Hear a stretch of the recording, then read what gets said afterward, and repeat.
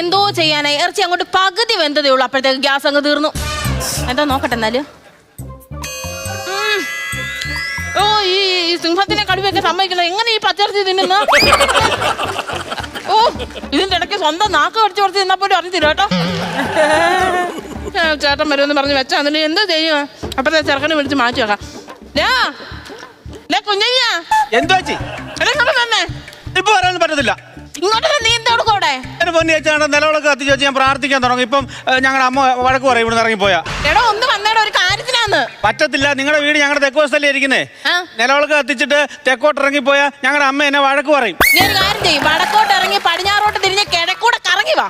അങ്ങനെ വട്ടം കറങ്ങി ചേച്ചിയുടെ അടുത്ത് പറയാൻ ഞാൻ ബൂമറാങ്ങും. അപ്പൊ നിനക്ക് അറിയാമല്ലോ നിന്നോട് പിന്നെ എന്താ പറയാനാ? ഇങ്ങോട്ടൊന്ന് വന്നേടാ, നിന്നോട് കാര്യം പറയാനെന്ന്. എന്തൊരു കഷ്ടം. എന്തുകൊണ്ട് നിന്നെ കാണാൻ അപേക്ഷ കൊടുക്കണോടാ നിനക്ക്? പിന്നെ ഞാൻ നിലവിളക്ക് കത്തിച്ച് വെച്ച് പ്രാർത്ഥിച്ചോണ്ടിരിക്കുവായിരുന്നു. അന്നേരം ചേച്ചി വിളിക്കേണ്ട കാര്യമുണ്ടോ? നിലവിളക്ക് അയ്യോ, ഇവിടെ സന്ധ്യക്ക് നിലവിളക്ക് കത്തിയും പ്രാർത്ഥന ഒന്നും ഇല്ല ചേച്ചി? എന്തോ കാര്യത്തിന് ഒരാഴ്ചയായിട്ട് ചേട്ടന് പണിയുണ്ട്, അത്യാവശ്യം പൈസയുണ്ട്, ദാരിദ്ര്യമൊന്നുമില്ല. എനിക്ക് എന്തെങ്കിലും ബുദ്ധിമുട്ട് വരുമ്പോ മാത്രമേ ഞാൻ ദൈവത്തിനെ ബുദ്ധിമുട്ടിക്കുന്നുള്ളൂ. പിന്നെ എന്തിനാ നിലവിളക്ക് കത്തിക്കുന്നത്? അത് തെറ്റാ. നമ്മൾ നിലവിളക്കും പ്രാർത്ഥനയൊക്കെ എന്നും വേണം. എന്നാലേ നമ്മുടെ ജീവിതത്തിന് മുന്നോട്ടുള്ള യാത്രയ്ക്ക് സുഖമായിട്ട് നടക്കാൻ പറ്റത്തുള്ളൂ, നമുക്ക് അഭിവൃദ്ധി ഉണ്ടാകത്തുള്ളൂ, നമുക്ക് നല്ല സമ്പൽ സമൃദ്ധി ഉണ്ടാകത്തുള്ളൂ. നിലവിളക്ക് കത്തിച്ച് പ്രാർത്ഥിക്കണം. ഇന്നലെ ഇന്നുമായിട്ട് ഇവിടുന്ന് ആ വിളക്കത്തിരിയും ചന്ദനത്തിരിയും വിളക്കണ്ണയൊക്കെ നിങ്ങളുടെ അമ്മ അങ്ങോട്ട് മേടിച്ചോണ്ട് പോയി വിളക്ക് കത്തിക്കുന്നത്. എന്നിട്ട് അവന്റെ സമ്പൽ സമൃദ്ധി അത് പൈസ ഇല്ലെങ്കിട്ടൊന്നുമല്ല. ഞങ്ങളുടെ അമ്മ പലചരക്കടയിൽ ചെന്ന് അരിയും പച്ചക്കറിയും മുട്ടയും പഴവും പാപ്പവും ഒക്കെ വാങ്ങിച്ചപ്പോഴത്തേക്ക് ഇത് വാങ്ങിക്കാൻ മറന്നുപോയതാ, പൈസ ഇല്ലെങ്കിട്ടല്ല. കണ്ടോ, നാഴിക്ക് 40 തവണ ഒരു അമ്മ കടയിൽ പോവും കുടിക്കാനും തിന്നാനും മേടിക്കാനുള്ളത്. അപ്പോഴത്തേക്ക് ദൈവത്തിന്റെ കാര്യം അങ്ങ് മറന്നുപോയി. ദൈവത്തിന്റെ കാര്യം വിളിച്ചെന്തിനാന്ന് പറ. എടാ ചേച്ചിയുടെ ഗ്യാസ് ഒന്ന് മാറ്റിത്താടാ. അതിന് എന്നെ വിളിക്കേണ്ട കാര്യമുണ്ടോ? രണ്ടല്ലി വെളുത്തുള്ളി ചവച്ചരച്ചിറക്കിയാ പോരെ, അത് മാറിക്കോളും. അല്ലെന്നുണ്ടെ മെഡിക്കൽ സ്റ്റോറിൽ ചെന്ന് മരുന്ന് കിട്ടും, ജെറുസലേം വാങ്ങിച്ച് മേടിച്ചാൽ മതി. ഈ സവാരി റിസോർട്ടിന്റെ ബട്ടൺ പോലിരിക്കുന്ന വലിയ റോസ് കളത്തിലുള്ള ഗുളിയല്ലേ, അത് വാങ്ങിച്ച് കഴിച്ചാൽ അത് ഗ്യാസ് മാറിക്കോളും. എന്റെ ഗ്യാസ് മാറ്റി തരുന്ന കാര്യമല്ല പറഞ്ഞത്. ഇവിടുത്തെ ഗ്യാസ് സിലിണ്ടർ തീർന്ന് നീ അപ്പൊ പുതിയൊരു LPG എടുത്ത് വെച്ച് തരാനാ പറഞ്ഞത്. അതിനാണ് പറഞ്ഞത്. ചേട്ടൻ ഇന്ന് വരുവാ. അപ്പൊ ഞാനായിട്ട് ഇച്ചിരി ഇറച്ചിക്കറിയൊക്കെ മേടിച്ച് വെക്കാന്ന് വിചാരിച്ചോണ്ട് വെച്ചത്. അപ്പൊ വെച്ചോണ്ടിരുന്നപ്പോഴത്തേക്ക് ഗ്യാസ് അങ്ങ് തീർന്നു പോയി. എന്റെ പൊന്നി ചേച്ചി, ഈ ഗ്യാസ് തീരുമെന്നുള്ള കാര്യം 2 ദിവസം മുമ്പേ നമുക്ക് അറിയാൻ പറ്റും. കാരണം അതിന്റെ തീയുടെ പവർ കുറയെന്ന് പറഞ്ഞാൽ അറിയാം ഗ്യാസ് മാറണമെന്ന്. അന്നേരം മാറ്റിക്കൂടായിരുന്നു ചേച്ചിക്ക്? നിന്നോട് പറയാനായിട്ട് ചെറുക്കനെ അമ്മ അന്ന് വെക്കേഷനാന്ന് പറഞ്ഞ് വിളിച്ചോണ്ട് പോയി. അണ്ണനാന്ന് ജോലി സ്ഥലത്തും പോയി. ഞാൻ എന്തോ തിന്നും കഴിക്കുന്നു പറഞ്ഞ് ഞാൻ വെക്കത്തില്ലടോ, ഒരാഴ്ചയായിട്ട് ഞാൻ ഇവിടെ വെപ്പില്ലടാ. അപ്പൊ ചേച്ചി എന്തോ കഴിക്കത്തൊന്നുമില്ലേ? ഓ എങ്ങനെ കഴിക്കും, എങ്ങനെ ഇറങ്ങും? നിനക്ക് അറിയാത്തോണ്ട് ഒരു ഭാര്യയുടെ വിഷമം. ഞാൻ ഒന്നും വെക്കത്തില്ല. നേരം വെളുത്ത പല്ലും തേച്ചോണ്ട് ഞാൻ സരസ്വതിച്ചേടെ അങ്ങോട്ട് പോവടാ. 7:30 ആകുമ്പോഴേ ചെന്നിരുന്ന കാര്യം പറയും, പറഞ്ഞ് 9 മണി വരെ അവിടെ ഇരിക്കും. അപ്പൊ സരസ്വതിയോടും പറയും, ചെയ് പോട്ടെ, കുറെ നേരമായില്ലേ ഞാൻ വന്നിട്ട്. അപ്പൊ ചെയ് പറയും, നീ എന്തെങ്കിലും കഴിച്ചായിരുന്നു മക്കളെ? ഞാൻ പറയും, ഇല്ല ചെയ്യൊന്നും വെച്ചില്ല. ഞാൻ പറയോ നീ അവിടെ ഇരിക്കും. 2 ദോശയും 1 ഗ്ലാസ് ചായ ഞാൻ അവിടെ നിന്ന് കുടിക്കും.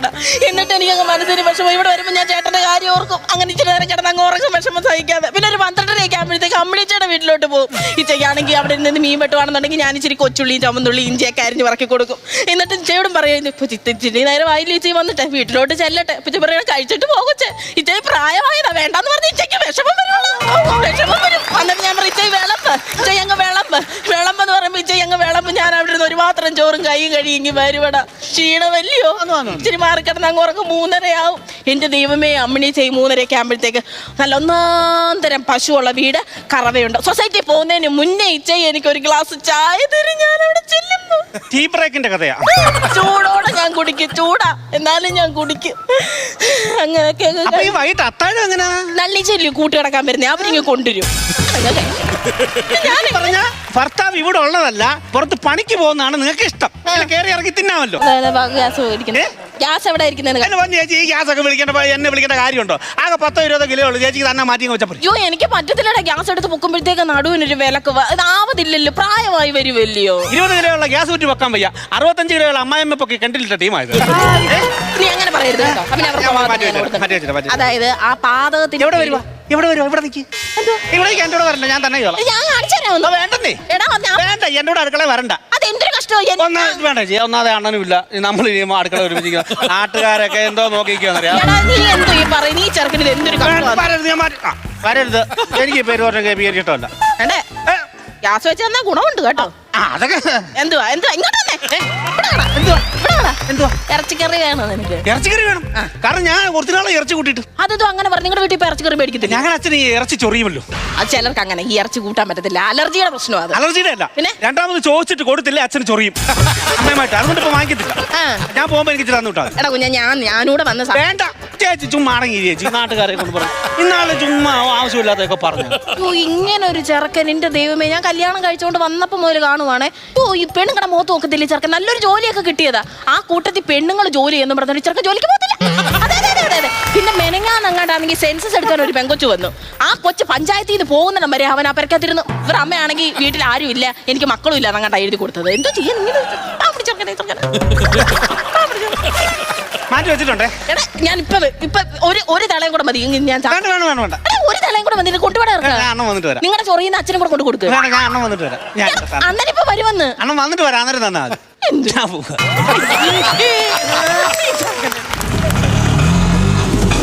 അയ്യോ അണ്ണനാൻ തോന്നുന്നു.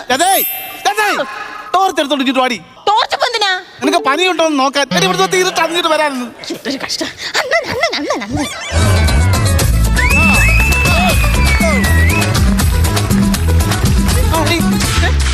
നിന്റെ അച്ഛൻ വന്ന മണക്കാല മണങ്ങൻ?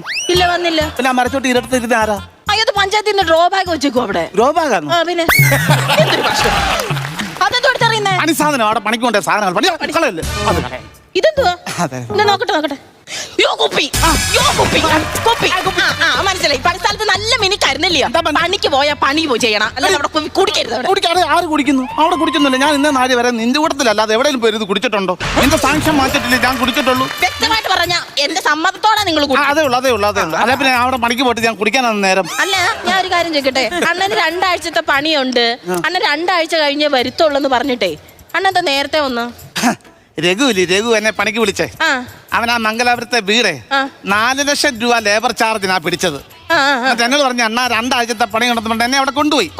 അവിടെ ചെന്നിട്ട് ഞാൻ പറഞ്ഞു എടാ 2 ആഴ്ച പണി ഞാൻ കുഴപ്പമില്ല, എനിക്ക് ഡെയിലി 1500 രൂപ വെച്ച് തരണമെന്ന് അവനോട് ഞാൻ പറഞ്ഞു. അപ്പൊ എടുത്ത എന്നോട് പറയാം 1100 രൂപ തരാൻ പണിയുമോ ചോദിച്ചു. 2 ആഴ്ചത്തെ പണിയുണ്ട്, 1100 രൂപ തരാൻ പണിയുമോ ചോദിച്ചു. കുഴപ്പമില്ലല്ലോ. എനിക്കൊരു പണി കൊടുത്തിട്ടാ ഞാൻ വന്നത്. ആ 2 ആഴ്ചത്തെ പണി ഒരാഴ്ച കൊണ്ട് തീർത്തു ഞാൻ അവിടെ. ഇവനെ ഞാൻ തീർത്ത് ഇവരെ കിടന്ന് അനുഭവിച്ചു. എല്ലാ ആൾക്കാരും സന്ധ്യക്ക് പണിയും കഴിഞ്ഞ് വീട്ടിൽ പോകുമ്പോൾ ഞാൻ അവിടെ ഒറ്റയ്ക്ക് ഇന്ന് പണി രാത്രി മൊത്തം എന്റെ കൂട്ടത്തിലുള്ളവർ നേരം എടുത്ത് പല്ല് തേക്കുമ്പോൾ ഞാൻ അവിടെ പിച്ച് തേച്ചോണ്ടിരിക്കുക. അങ്ങനെ തീർത്ത് കൊടുത്ത് ഒരാഴ്ച കൊണ്ട് അവൻ അനുഭവിക്കണം. അവന് എന്താ നമുക്കെന്ത് നഷ്ടപ്പെടാൻ? അവനല്ലേ നഷ്ടം. അവൻ പല്ലാർപാടത്ത് വേറെ വണ്ടി ഒരു പണി പിടിച്ചിട്ടുണ്ട് 4 ദിവസം പണി. അത് ഞാൻ 1 ദിവസം കൊണ്ട് തീർത്ത് കൊടുക്കാം. അവൻ ചമ്മണം. അവൻ അടുത്ത പണി തപ്പി പോകണം. എന്നോടാ കളിക്കുന്നത് എന്നോട്. അല്ല എന്നിട്ട് രഘുവിങ് പോരുന്നോ? അമ്മ പറഞ്ഞ അവിടുത്തെ പാലുകാച്ചം കഴിച്ചിട്ടേ വരത്തുള്ളൂ പറഞ്ഞു. അണ്ണന് ചെല്ലണം. 1000 രൂപ എന്തുമായാലും ദക്ഷിണ കിട്ടും. നല്ല മുണ്ടും ഷർട്ടും പുതിയത് കിട്ടും. എനിക്കറിയാടി. ഞാൻ പറഞ്ഞു വരാമെന്ന് പറഞ്ഞു, പാലുകാച്ചിന് വരാമെന്ന് പറഞ്ഞിട്ട് ഷർട്ടും മുണ്ടും ഒക്കെ കിട്ടുമല്ലോ. ഞാൻ ഷർട്ടിന്റെ അളവ് തെറ്റിച്ചാ പറഞ്ഞത്. എനിക്ക് 42 ഇല്ലയോ, 65 പറഞ്ഞു വെച്ചു. എന്നെ നോക്കി അവിടെ ഇരിക്കും. ആ വലിയ ഷർട്ട് കിട്ടും. ഞാൻ പോകത്തില്ല പാലുകാച്ചിന്. അവര് ചമ്മൂന്നാന്നോ അതോ അണ്ണ? അവര് ചമ്മോ അല്ലാതെ എങ്ങനെ ചമ്മുന്നത്? അവരില്ലേ ചമ്മുന്നത്? എന്തെങ്കിലും ആയിക്കോട്ടെ. അണ്ണൻ ഇറച്ചി വെച്ചിട്ടുണ്ട്. ഞാൻ നിന്നോട് പറഞ്ഞല്ലോ ഒരാഴ്ചയായിട്ട് അവിടെ പട്ടിണി. പിന്നെ ഞാൻ അങ്ങനെ ഇറച്ചി വെക്കുന്നത്.